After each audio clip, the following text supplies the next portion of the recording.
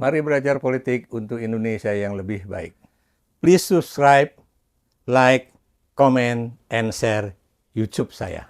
Teman-teman, Senin siang 16 Desember 2024, Ketua DPP PDIP Bidang Kehormatan, Komarudin Watubun, membacakan surat pemecatan terhadap 3 anggota keluarga Jokowi, yaitu Joko Widodo sendiri, Gibran Rakabuming Raka, dan juga Bobi Nasution, beserta 27 anggota PDIP yang lain yang dipecat dari partai. Sejak saat ini, mereka tidak boleh lagi menggunakan nama partai untuk posisi ataupun jabatan apapun. Sebenarnya pernyataan ini adalah pernyataan lanjutan dari apa yang sudah pernah dikatakan oleh Sekretaris Jenderal Partai Demokrasi Indonesia Perjuangan, yaitu Hasto Kristianto, sepekan yang lalu. Dan ini hanyalah merupakan suatu ketegasan saja. Namun, satu hal yang penting, pembacaan surat keputusan itu dibacakan di depan para anggota DPD Partai Demokrasi Indonesia Perjuangan dan juga oleh pengurus-pengurus yang duduk berjajar bersama Komarudin Watubun. Apa kira-kira konsekuensi dari pemecatan ini?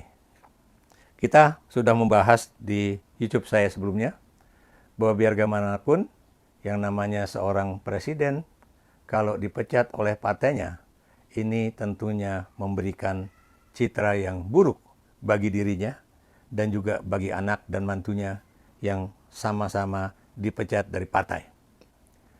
Dan kita juga tahu akan sulit bagi seorang yang pernah dipecat oleh sebuah partai politik untuk kemudian bisa dipercaya oleh partai politik yang lain dengan sepenuh hati.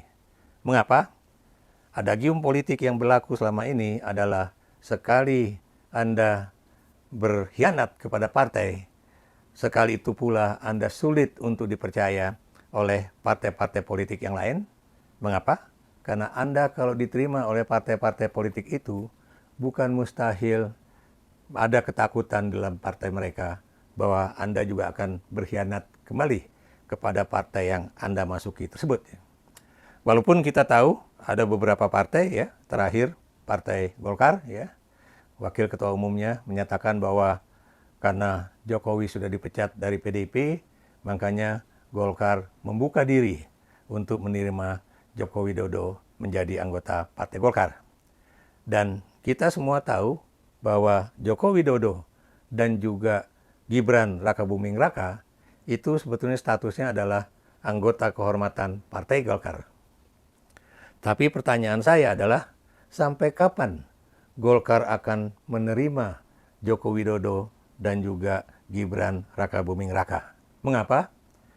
Kita tahu Golkar adalah partai yang penuh dengan dinamika politik. Di antara mantan ketua-ketua umumnya saja, misalnya ribut soal jabatan di luar partai. Saya beri contoh misalnya, mantan Ketua Umum Partai Golkar Yusuf Kala dan mantan Ketua Umum Partai Golkar Agung Laksono itu berebut jabatan di misalnya Palang Merah Indonesia.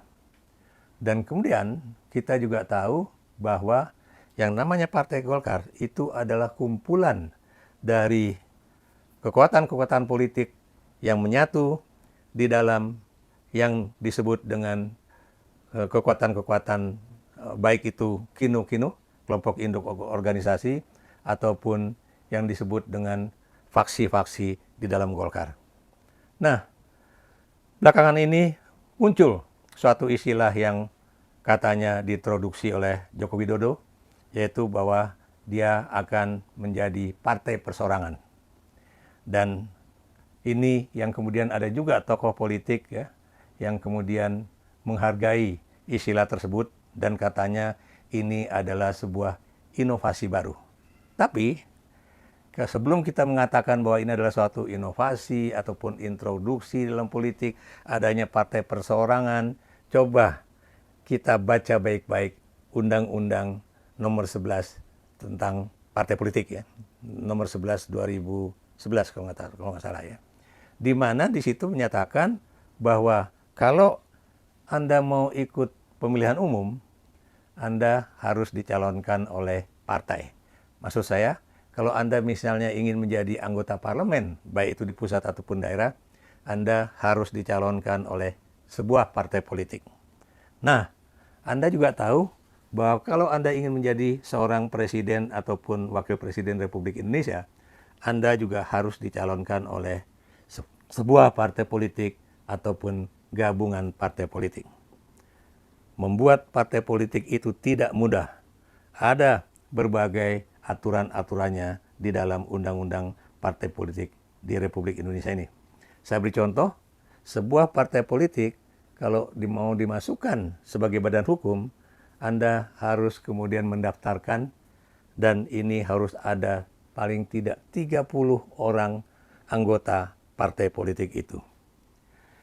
Kalau Anda ingin mendaftarkannya ke notaris, itu harus misalnya ditandatangani oleh 50 orang anggota partai politik itu.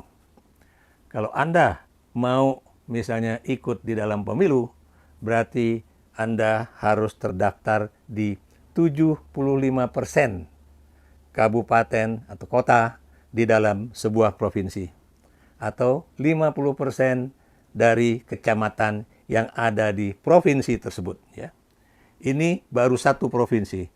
Kita tahu Indonesia sekarang memiliki 38 provinsi.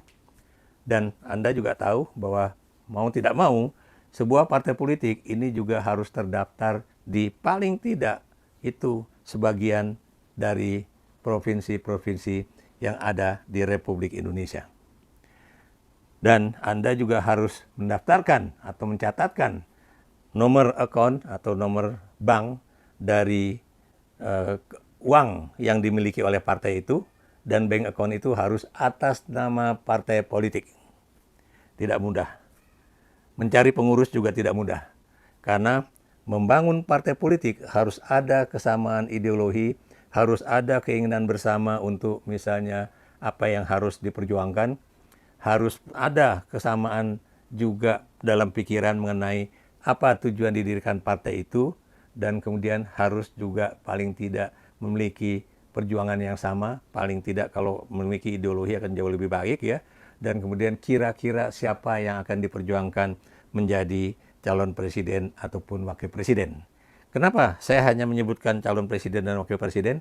Karena kita tahu untuk menjadi kepala daerah, apakah itu gubernur, wali kota, atau bupati, itu bisa dilakukan oleh kelompok independen. Tapi Anda tahu ya, di dalam berbagai pilkada, agak sulit bagi kelompok independen untuk kemudian ikut di dalam pilkada. Mengapa? Karena mereka harus memiliki fotokopi sekian persen dari jumlah penduduk di provinsi tersebut, ya, kalau memang menjadi calon gubernur. Dan kemudian Anda juga harus memiliki satu organisasi yang akan bisa digerakkan sebagai mesin politik dari sebuah partai ataupun calon.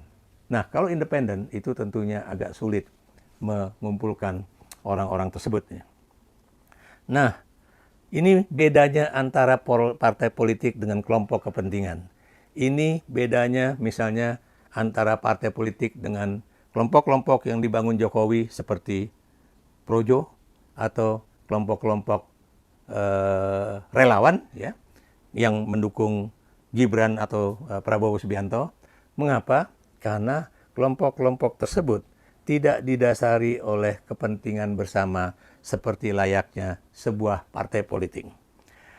Dan kalau partai politik itu juga pergerakan sukarelawannya itu bisa tanpa uang, karena mereka memiliki satu semangat bersama, karena mereka memiliki suatu tujuan bersama. Sementara kalau Anda hanya mendasari pada relawan, pasti berbeda. Kenapa? Relawan-relawan tersebut tentunya membutuhkan dana, logistik untuk bergerak. Jadi jangankan logistik untuk misalnya mendulang suara, untuk bergerak saja, untuk misalnya menjadi saksi atau kemudian membiayai orang-orang untuk bisa datang ke TPS, dalam artian misalnya untuk transport mereka dan sebagainya, itu juga suatu hal yang tidak mudah. Di sini yang saya katakan, tanpa adanya partai politik, keluarga Joko Widodo tidak mungkin bisa mengajukan apakah itu Kaisang ataukah itu Gibran Rakabuming Raka ataukah Bobi Nasution ya untuk menjadi calon presiden ataupun wakil presiden pada pemilu presiden 2029 mendatang ya. Dan Anda jangan lupa ya, posisi Jokowi saat ini dan juga 2029 tentunya sangat berbeda dengan posisi Jokowi ketika dia bisa mengatur-ngatur orang, mengatur-ngatur menteri, mengatur-ngatur aparat keamanan ya seperti polisi, kemudian pejabat kelurahan, ASN ataupun kepala-kepala desa ya untuk kemudian dimobilisasi untuk mobilisasi rakyat agar misalnya mendukung si A atau si B pada Pilpres ya atau juga si A atau si B pada pemilu kada kemarin ya baik tingkat provinsi, kabupaten ataupun kota. Dan tentunya yang namanya penghormatan orang kepada Jokowi itu akan lama-kelamaan sirna. Mengapa? Karena yang namanya kekuasaan itu bagaikan sinar lilin. Yang saya maksud di sini adalah kekuasaan itu hanya bisa terasa sebatas sinar lilin yang ada. Dan kita juga tahu kalau sinar lilin itu mati karena lilinnya sudah habis, ya, atau masa jabatannya sudah habis, itu bisa dikatakan yang namanya kekuasaan itu tidak lagi bersinar, tidak lagi berpengaruh terhadap orang-orang yang dulu bisa dikuasai olehnya. Saya termasuk orang yang sebetulnya cukup prihatin dengan kejadian pemecatan Jokowi, Gibran, 27 anggota PDIP. Khususnya untuk Jokowi dan keluarganya. Atau lebih khusus lagi untuk Jokowi. Mengapa? Jokowi masuk menjadi anggota PDIP pada 2004. Atau pada saat kita menjalankan pemilu presiden pertama secara langsung. Dan kita tahu Jokowi masuk PDIP untuk bisa dicalonkan oleh PDIP untuk menjadi calon wali kota Solo pada Pilkada 2025 di Solo. Dan kita tahu 7 tahun dia menjadi wali kota Solo atau 2 kali masa jabatan, tapi jabatan kedua nggak sampai habis ya. Dan kemudian dari Solo dia masuk ke Jakarta pada 2012 ya. Dan kemudian hanya 2 tahun menjadi gubernur DKI Jakarta.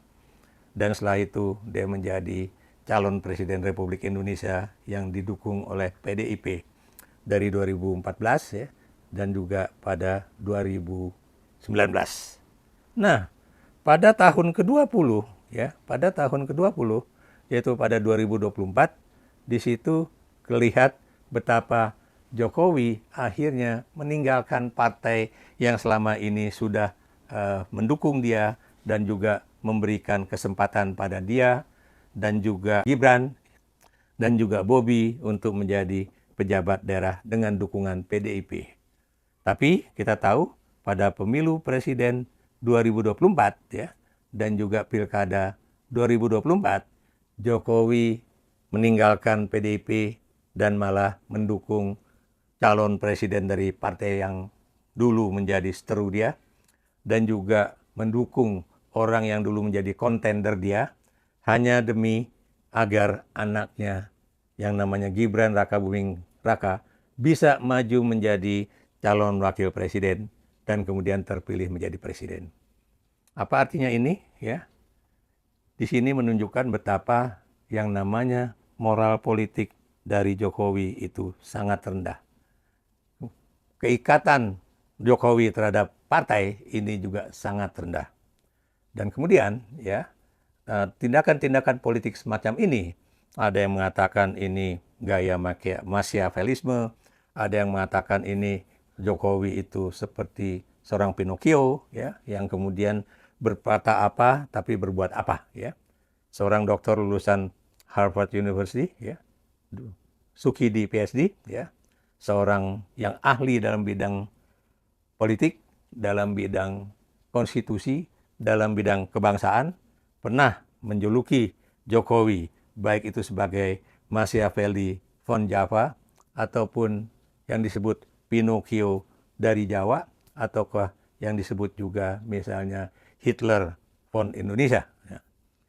Saya tidak tidak kemudian menambah-nambahkan istilah-istilah tersebut buat Jokowi, tapi yang jelas di mata sebagian kalangan intelektual, di mata sebagian anak-anak Indonesia yang terdidik, ya, apa yang dilakukan oleh Jokowi pada 2023 sampai 2024 ini, di situ menunjukkan betapa yang namanya Jokowi ketika masuk ke dalam partai politik itu tidak didasari oleh keinginan untuk menyatu dalam partai itu, untuk berjuang bersama partai itu, atau untuk menyerahkan yang namanya kehidupan dia untuk bangsa dan negara ini secara penuh.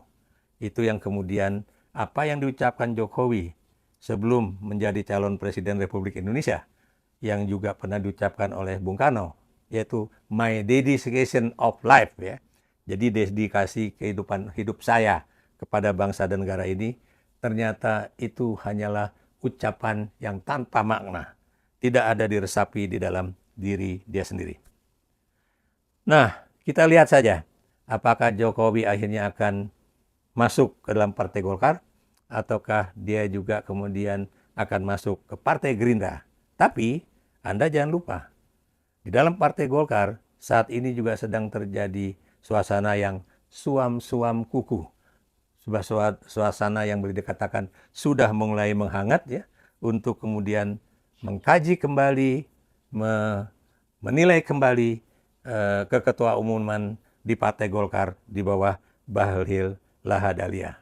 Kalau terjadi misalnya suatu perombakan besar di dalam kepengurusan Partai Golkar, misalnya dalam waktu dekat ini atau misalnya dalam waktu menengah ke depan, ya, bukan mustahil yang namanya nasib Jokowi itu juga akan terpengaruh.